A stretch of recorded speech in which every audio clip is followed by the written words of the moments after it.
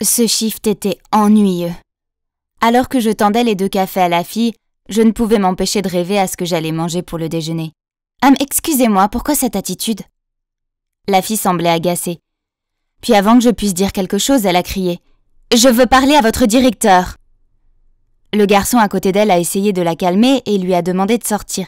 Puis il m'a dit « Je suis désolée pour ma sœur. » J'ai marmonné « C'est pas grave », en lui tendant sa monnaie de 20 $. « Oh, gardez-la !» Mais ensuite, il a commencé à s'excuser, a pris la monnaie et est parti. Qu'est-ce qui vient de se passer? J'ai sorti mon téléphone pour regarder mon visage. Oh, super! On aurait dit que j'étais en pétard. Et tout ça parce que je me demandais si je devais prendre des pâtes ou un sandwich. Eh bien, pour être honnête, ce qui vient de se passer n'était pas nouveau pour moi. Mais cela ne semblait pas s'améliorer. Laissez-moi commencer par le commencement. Je m'appelle Isabelle. Je viens d'avoir mon bac et j'allais bientôt être en première année à l'université. D'aussi loin que je me souvienne, mes parents, mes amis et mes professeurs m'ont toujours posé les mêmes questions, telles que « Qu'est-ce qui ne va pas ?» et « Pourquoi est-ce que tu fais cette tête ?» Quand je leur disais que j'allais bien, ils me répondaient toujours « Tu es sûr ?» ou « S'il y a un problème, tu dois nous le dire, d'accord ?» Ah, c'était tellement frustrant. Il y a même eu cette fois où mon professeur a dû s'arrêter au milieu d'une leçon et me demander de ne pas la regarder comme ça parce que mon regard fixe la mettait mal à l'aise. Quoi? Et j'étais juste bien concentrée. Puis j'ai fini par le découvrir au lycée. C'était un jour ordinaire et ensoleillé. J'étais assise à l'arrêt de bus avec ma meilleure amie Célia quand un type est venu me demander son chemin. J'ai levé les yeux et le gars a été surpris et a commencé à bégayer. Désolé de vous avoir dérangé. Et puis il est parti en vitesse. Oh, c'était tellement déroutant. Il ne m'a même pas laissé la chance de placer un mot. Alors je me suis tournée vers Célia et lui ai demandé si elle pouvait savoir quel était le problème de ce type. Peut-être que c'est parce que t'as l'air de vouloir lui botter les fesses. Puis elle m'a dit que tout le monde à l'école pensait que j'étais une snob arrogante. Quoi? C'était ridicule. Pourquoi pensait-il ça de moi? Je lui ai demandé ça et elle a sorti un miroir et l'a tendu vers mon visage. Eh bien, vois-le par toi-même. J'ai regardé profondément dans le miroir et... Oh mon Dieu, elle avait raison. J'avais l'air un peu maussade. Mais je vous jure que je l'étais pas. Pas du tout. Le lendemain, Célia m'a envoyé le lien d'un article sur les gens qui ont un visage naturellement grincheux, aussi connu sous le nom de Resting Bee Face, alias RBF. Vous connaissez le mot. Pas étonnant que personne ne m'aime et ne veuille être amie avec moi, sauf Célia. Dieu merci, elle a vu au-delà de mon apparence maussade. Je voulais que l'université soit différente, alors j'étais déterminée à dire au revoir à Isabelle la snob et à dire bonjour à Isabelle l'heureuse et la joyeuse. J'avais juste besoin de sourire tout le temps. Ça a l'air facile, non? Donc pour mon premier jour à l'université, je suis entrée dans la salle de conférence avec le plus grand sourire sur mon visage. J'espérais avoir l'air amicale et pas comme le chat effrayant d'Alice au pays des merveilles. Mais mon sourire s'est immédiatement dissipé quand je l'ai vu. C'était le gars qui voulait me donner 20 $ de pourboire et qui s'est enfui avec. Pourquoi était-il là? J'essayais de passer pour une fille douce et amicale et je n'avais pas besoin qu'il répande des rumeurs grossières sur moi. La solution la plus simple était donc d'éviter ce type autant que possible. Mais l'univers avait d'autres plans et je me suis retrouvée coincée à faire un projet de groupe avec lui. Oh, génial! Nous nous sommes tous assis en cercle et j'ai découvert qu'il s'appelait Arthur. Notre chef de groupe, Lise, a assigné une tâche à chacun d'entre nous.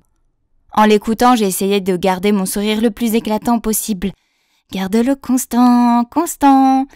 Je me suis répétée encore et encore. Mais vous savez quoi? Le faux sourire est un travail difficile et il provoque de sérieuses douleurs au visage. Puis ma joue a commencé à trembler. Alors pour éviter d'avoir l'air bizarre, j'ai décidé de faire une pause dans mon sourire. Et c'est à ce moment que Lise m'a regardée et m'a demandé « J'ai dit quelque chose de mal ?» Tout le monde était bouche bée devant moi et je me sentais rougir. Génial, maintenant je ressemblais probablement à une tomate grincheuse. C'est alors que Arthur a pris la parole. « Continue, on te dira si quelque chose n'est pas clair. » Merci Arthur. Maintenant je sais ce que Lois Lane a ressenti après avoir été sauvée par Superman. C'était encore plus intense que dans le film. Oh et il était en fait assez mignon aussi. Je me suis sentie un peu déprimée après la réunion du groupe. Tout ce que je voulais c'était me faire des amis. Mais j'avais déjà donné à Lise une mauvaise impression de moi. Je suis pas une grande fêtarde, mais peut-être que la grande fête des étudiants de première année qui aura lieu vendredi sera un bon endroit pour se faire des amis, pas vrai? Me sentant déprimée, je me suis assise sur un banc près du terrain de sport de l'université et j'ai levé les yeux au ciel. Puis j'ai remarqué que Arthur jouait au foot avec des gars, alors je l'ai regardé jouer un peu.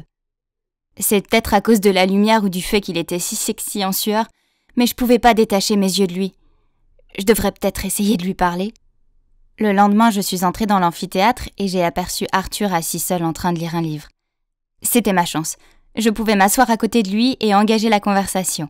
« Ok, Isabelle, reste cool. » « Oh non, pas cool. Cool, ça veut dire arrogant. »« Reste heureuse. Tu as compris ? Souris. » C'est parti. « Bonjour, est-ce que ce siège… » Arthur a levé les yeux. « Oh, je suis vraiment désolée, je savais pas que c'était ta place. » Puis il a rassemblé ses affaires et est allé à une autre table. « Quoi ? Oh, maudite RBF !» Je n'allais pas abandonner aussi facilement. Alors j'ai fait des recherches en ligne et j'ai lu que le maquillage pouvait aider à régler ma situation. J'ai donc maquillé ma bouche et mes yeux. Puis je suis allée à ma conférence. Seulement, pendant la discussion de groupe, Arthur m'a chuchoté. « Tu es malade ? Car tu as l'air un peu pâle. Pourquoi ne rentres-tu pas chez toi ? Je peux prendre des notes pour toi. » Après l'avoir entendu dire cela, je me suis vraiment sentie un peu malade. Malade de cet échec constant. Mais attendez, ce vendredi c'était la fête. Ce serait ma dernière occasion de me faire des amis et de parler à Arthur. Je n'étais jamais allée à une fête avant, principalement parce que personne ne m'avait jamais invitée. Je suis sûre qu'il pensait que mon air grincheux tuerait l'ambiance. J'ai donc passé des heures à réfléchir à une tenue, optant pour une robe aux couleurs vives pour avoir l'air plus joyeuse. En entrant dans la fête, j'ai pas pu m'empêcher de trembler. Tout le monde avait l'air de passer un bon moment, alors que j'avais juste l'air d'un enfant grincheux qui se languit de sa maman. « C'est bon, Isabelle, reste calme », me suis-je dite. J'avais juste besoin de quelques verres pour booster ma confiance. Alors j'ai pris quelques shoots au bar, et waouh ! Je me suis sentie immédiatement comme une toute nouvelle personne. J'étais sur le point de parler courageusement à quelques filles, quand soudain un gars est venu vers moi et m'a dit « Hé, on dirait que tu passes un mauvais moment. Si t'aimes pas ces choses, je pense que tu devrais rentrer chez toi, c'est pas grave. » Super! Même si l'alcool ne pouvait pas m'aider, alors quoi d'autre le pourrait? J'ai perdu toute envie de me faire des amis, alors j'ai décidé de suivre le conseil de ce type et de partir. Tout le monde s'amuserait bien plus sans avoir à regarder mon visage morose de toute façon. Alors que je me dépêchais de sortir, j'ai entendu quelqu'un crier « Isabelle, attends !» Je me suis retournée et j'ai vu que c'était Arthur. Il m'a rattrapée et m'a demandé pourquoi je partais si tôt. J'ai marmonné que faire la fête n'était vraiment pas mon truc et que je préférais aller ailleurs. Ouais, je les aime pas trop non plus. Je peux venir avec toi ? Je me suis figée pendant une minute, mais je suppose qu'il a supposé que j'étais en colère contre lui, car il s'est excusé et est parti. Oh bon sang, non ! Pas question de le laisser filer à nouveau. Alors j'ai dit rapidement « Bien sûr que tu peux venir !» Mais c'est sorti comme un cri fort. Le pauvre gars a dû avoir l'impression qu'un tigre grognait devant son visage. Eh bien, au moins il venait quand même avec moi, n'est-ce pas ? Même si c'était par peur. Il avait l'air un peu incertain lorsque je l'ai conduit vers l'un de mes endroits préférés qui se trouvait sous ce pont. Mais lorsqu'il a vu tous les superbes graffitis, il a semblé plus à l'aise. Il s'est amusé à regarder d'une œuvre à l'autre, puis nous avons commencé à parler, et il s'est avéré que nous nous entendions plutôt bien. Nous sommes rapidement devenus des amis proches, et je l'ai même présenté à Célia.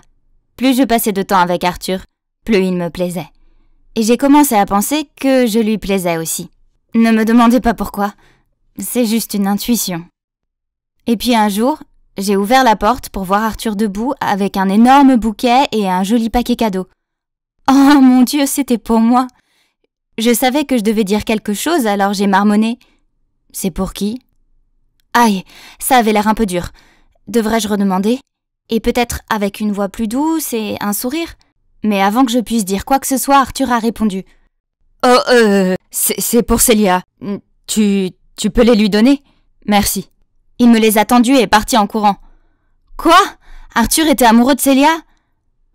Mais bon, c'est pas une surprise que les bonnes choses ne m'arrivent jamais, et quelqu'un avec un look naturellement joyeux comme elle aurait tous les mecs. Regardons les choses en face. Qui veut une petite amie à l'air méchant ? Ça craint. Après ça, j'ai fait exprès d'éviter Arthur et on s'est pas parlé du tout pendant une semaine. C'était trop dur. Alors un jour après les cours, je suis allée dans mon endroit préféré sous le pont. Quoi ?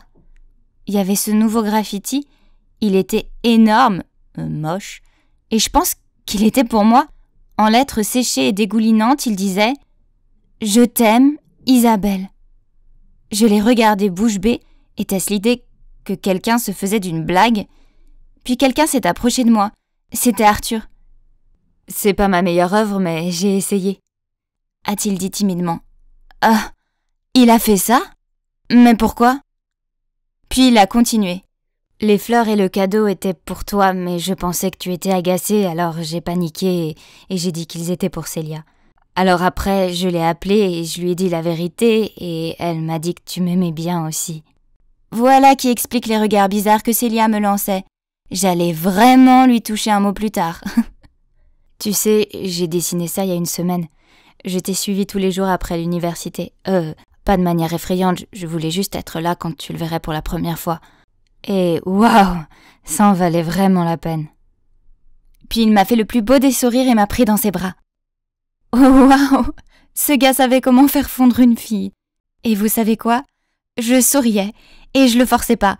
Donc ça y est, on est devenu un couple officiel. Il s'avère qu'il se fiche que j'ai une RBF ou non, car il a pris le temps de découvrir la vraie moi. Il ne faut jamais juger un livre à sa couverture, car on peut passer à côté de la meilleure aventure qui soit. Donc, si cette fille ou ce gars a l'air un peu malheureux, alors peut-être que vous ne devriez pas juger qu'ils sont arrogants et maussades, et leur donner à la place une chance.